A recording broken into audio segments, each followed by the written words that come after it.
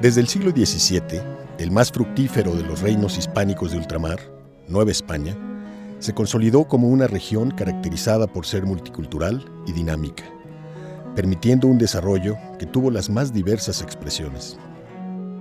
Las oportunidades que brindaba América al Imperio Español impulsaron la llegada de peninsulares que se organizaron en grupos corporativos por su lugar de origen, bajo una advocación religiosa local. Entre los que arribaron, el más influyente a nivel económico e intelectual fue el de los vascos. Reunidos bajo la figura de la Virgen de Aránzazu, patrona de Guipúzcoa, se hicieron de poder y respeto, a lograr empresas y ocupar altos cargos en el gobierno virreinal. Otro de los factores de su influencia fue su estrecha relación con la Compañía de Jesús, pues naturalmente se sentían cercanos a su fundador, San Ignacio de Loyola, de origen vasco. La cofradía de Nuestra Señora de Aránzazu reunió a los vascos y vascoamericanos más respetados entre los siglos XVII y XVIII, quienes decidieron invertir su riqueza en un vanguardista proyecto que protegería y educaría a las mujeres de la sociedad novohispana, el Colegio de San Ignacio de Loyola de las Vizcaínas. En el siglo XVIII, el cambio de dinastía en la monarquía española trajo una serie de transformaciones que impactaron directamente en la dinámica socioeconómica novohispana. La educación fue uno de los aspectos más importantes durante el gobierno de la Casa de Borbón, dando pie a una modernización en cuyos cimientos está el pensamiento ilustrado que poco a poco permeó en los colegios del virreinato novohispano. Detrás de las instituciones educativas novohispanas, todas ellas insertas en un horizonte de inspiración cristiana, se encontraban las cofradías.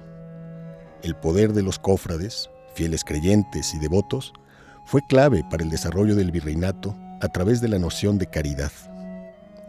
Estas asociaciones fueron las encargadas de patrocinar instituciones que no se limitaban a lo educativo, sino a la asistencia social. La cofradía de Nuestra Señora de Aránzazu, conformada a finales del siglo XVII por vascos y navarros, erigieron con sus descendientes importantes empresas con las que, además de defender los signos de su identidad cultural, se destacaron por su labor social. La aguda visión de los miembros de la cofradía vislumbró la necesidad de erigir un colegio de resguardo, que diera cabida a doncellas desamparadas, viudas y huérfanas de origen vasco y navarro, sin que esto representara la adhesión a una vida conventual. Francisco de Echeveste, Manuel de Aldaco, Ambrosio de Meave, Juan José de Guiara y Eguren, entre otros, decidieron con gran determinación y osadía fundar el primer colegio laico para mujeres del continente americano en 1732. Sin embargo, la empresa del Colegio de las Vizcaínas no fue tarea fácil. Una serie de circunstancias atrasaron su apertura por más de 2 décadas, pues la negligencia del arzobispo de México, Manuel Rubio y Salinas, generó una tensión que escaló de nivel, llegando hasta el mismísimo rey de España.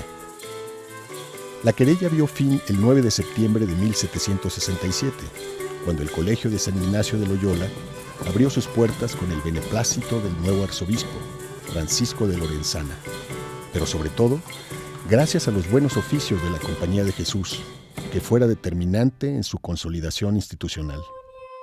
No obstante, la provincia mexicana de la Compañía no estuvo presente en la inauguración, pues los jesuitas fueron expulsados de todos los territorios españoles 4 meses antes de la apertura de Vizcaínas. A pesar de ello, el espíritu ignaciano impregnó la dinámica del colegio, que tenía como base la instrucción femenina, los ejercicios espirituales, los ideales morales, la autonomía y al general de la orden esculpido en piedra, coronando la fachada de su edificio. La supervivencia del colegio, por más de 2 siglos, se debe precisamente a su autonomía y a su espíritu ilustrado. La actitud moderna que tuvo desde su fundación le ha permitido afrontar el porvenir gracias a su flexibilidad institucional, capaz de sobrevivir a los más turbulentos cambios nacionales. La gesta de independencia durante los albores del siglo XIX fue el primer acontecimiento convulsivo que tuvo que sortear. Sin embargo, el momento más crítico se vivió en la segunda mitad de ese mismo siglo, con la Guerra de Reforma, pues el conflicto entre el Estado y la Iglesia obligó al colegio a cambiar su nombre por el de Colegio de la Paz. No obstante, su condición independiente de la burocracia y de la Iglesia fue fundamental para su supervivencia, pues posibilitó dar cabida a integrantes de otros colegios que habían sido cerrados por el conflicto religioso, como el Colegio de San Miguel de Belén y el Colegio de Nuestra Señora de la Caridad. Más adelante, Vizcaínas tampoco estuvo exento de los daños que la guerra civil, fruto del levantamiento de la Revolución, dejó a la vida nacional, pero pudo sobrevivir gracias a los esfuerzos de sus administradores y de la renuncia a los bienes, lujos e insumos básicos de la dieta de las colegialas. El Colegio de las Vizcaínas siempre tuvo como eje fundamental el dar un espacio a mujeres desamparadas que pudieran desarrollarse espiritual e intelectualmente. A contracorriente o con el viento a favor, el colegio se mantuvo a la vanguardia, adaptándose a las transformaciones que los tiempos le impusieran. Aquel espíritu ilustrado que vio nacer al colegio ha sido parte constitutiva de su vida, superando los más difíciles retos y vertiginosos cambios. El día de hoy, Vizcaínas es una institución de asistencia privada que continúa su labor original gracias a la calidad de su oferta educativa y a su misión de inclusión social.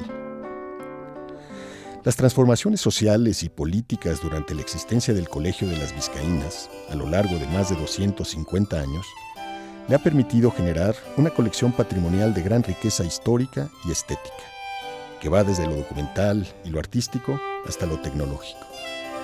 La memoria del colegio se hace palpable en los diversos objetos que hoy resguarda su museo.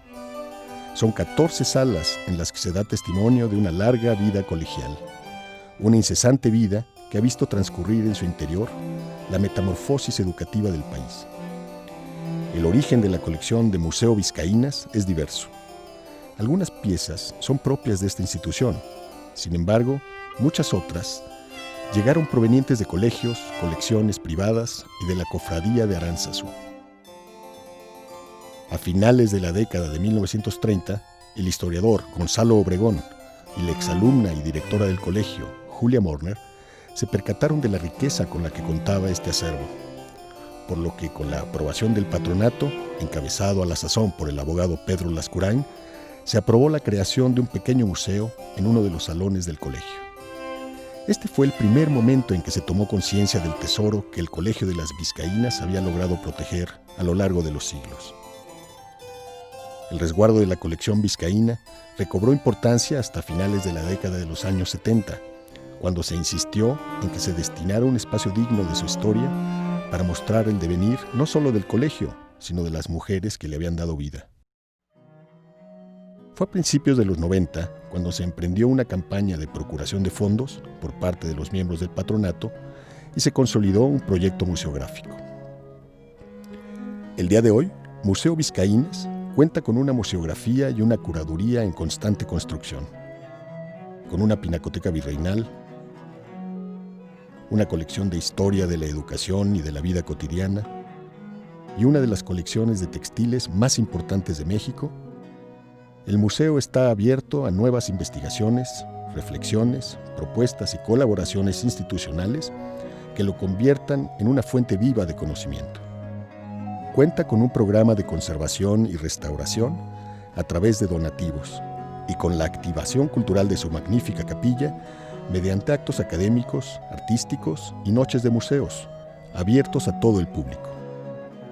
Bienvenidos al Museo del Colegio de San Ignacio de Loyola, Vizcaínas.